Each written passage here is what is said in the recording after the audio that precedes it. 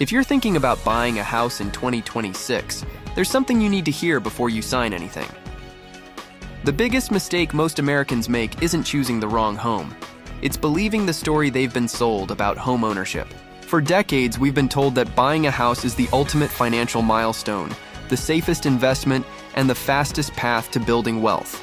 But in today's market, that narrative is starting to crack. If you don't understand what's changed, you could lock yourself into one of the most expensive decisions. Let's start with the reality most people ignore. Housing affordability in the US is near historic lows, even if home prices stop rising. It's not just about the sticker price anymore. Mortgage rates, property taxes, insurance premiums, and maintenance costs have all increased. Together, they create a financial burden that feels very different from what buyers experienced even 5 years ago. A $400,000 home today doesn't just cost $400,000. With a 6.5% to 7% mortgage rate, you're often paying nearly double that over the life of the loan.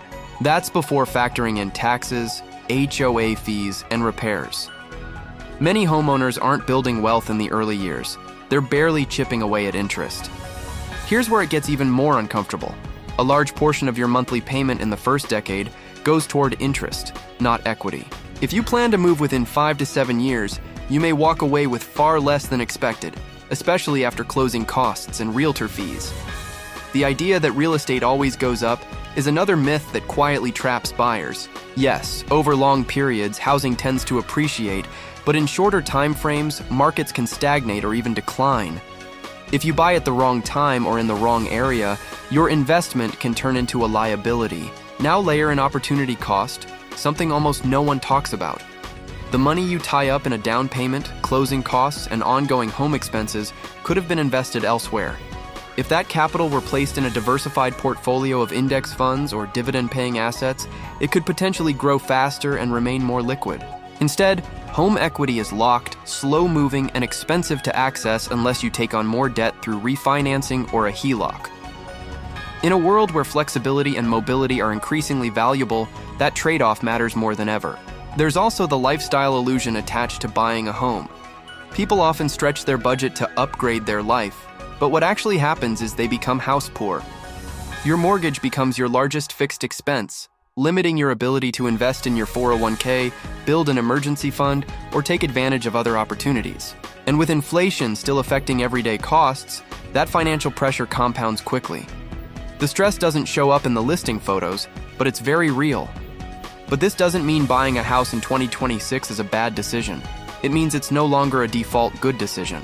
The smartest buyers today approach real estate like a calculated financial move, not an emotional milestone.